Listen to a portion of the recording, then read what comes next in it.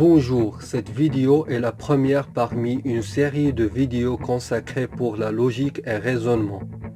Le raisonnement par contraposé.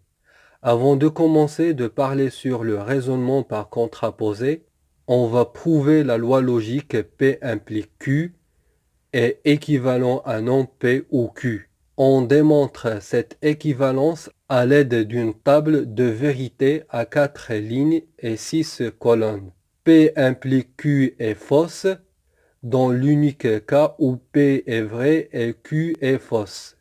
Non P ou Q est fausse seulement si P est vrai et Q est fausse, car c'est le seul cas où on va avoir non P est fausse et Q est fausse. On lit bien les mêmes valeurs de vérité dans les troisième et cinquième colonnes.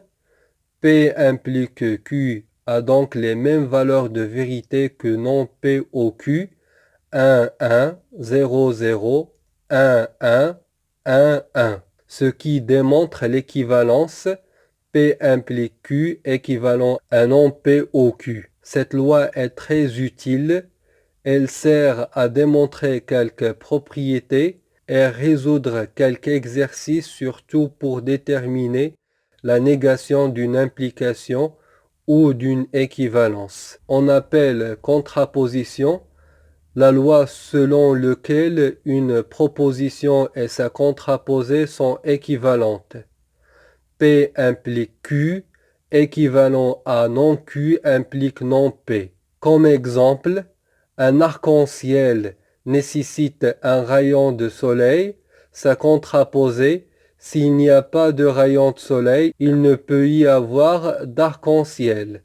Alors, commençons la démonstration de cette loi. P implique Q équivalent à non P au Q. Et on a déjà montré cette équivalence par la table de vérité. Et on a U est commutatif.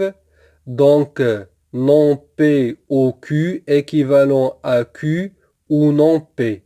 Et ensuite, on change Q par la négation de Q, car la négation deux fois d'une proposition Q est équivalente à Q. Et à la fin, notre proposition, la négation de Q ou la négation de P, est équivalent à non Q implique non P. On a utilisé une autre fois l'équivalence non A ou B équivalent à A implique B.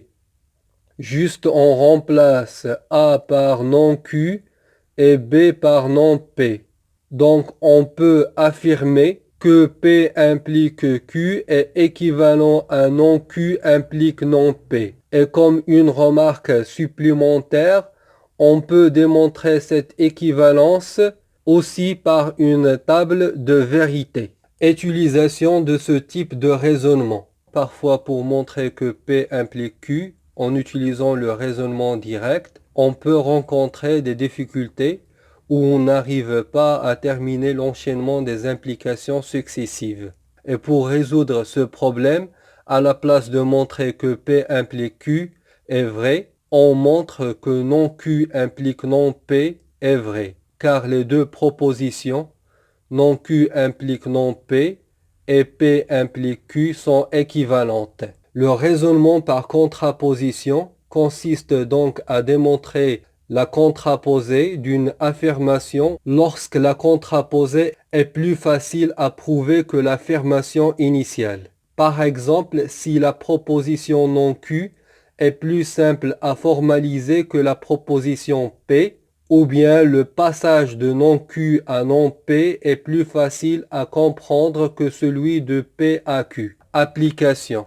Soit x et y deux nombres réels, montrer que x fois y différent que 1 et x différent que y implique que x sur x carré plus x plus 1 est différent que y sur y carré plus y plus 1. Soit x et y deux réels, à la place de montrer que x fois y est différent que 1 et x est différent que y implique que x sur x carré plus x plus 1 est différent que y sur y carré plus y plus 1, on va montrer sa contraposée. Ça veut dire on doit prouver que x sur x carré plus x plus 1 égale y sur y carré plus y plus 1 implique x fois y égale 1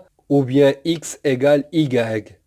Si on a une égalité entre deux rapports, alors le produit des extrêmes égale le produit des moyens. Alors, x sur x carré plus x plus 1 égale y sur y carré plus y plus 1 implique x facteur y carré plus y plus 1 égale y fois x carré plus x plus 1. On va développer les deux termes de cette égalité et on trouve x fois y carré plus x fois y plus x égale y fois x carré plus y fois x plus y.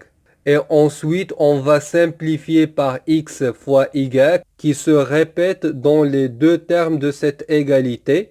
On soustraire la même expression y x carré plus y aux deux termes de l'égalité. Et on trouve x fois y carré moins y fois x carré plus x moins y égale 0. Alors on va factoriser x fois y carré moins y fois x carré par x fois y. Et on va factoriser x moins y qui reste par moins 1. On va trouver x fois y facteur y moins x moins x. Alors maintenant on a un facteur commun qui est y moins x et on va factoriser par ce facteur commun et on obtient y moins x facteur x fois y moins 1 égale 0. Si a fois b égale 0, alors a égale 0 ou bien b égale 0, ce qui entraîne donc y moins x égale 0 ou bien x fois y moins 1 égale 0, qui entraîne y égale x ou bien x fois y égale 1. Donc par contraposé, on a x fois y est différent que 1 et x est différent que y implique x sur x carré plus x plus 1 est différent que y sur y carré plus y plus 1 avec x et y sont deux nombres réels.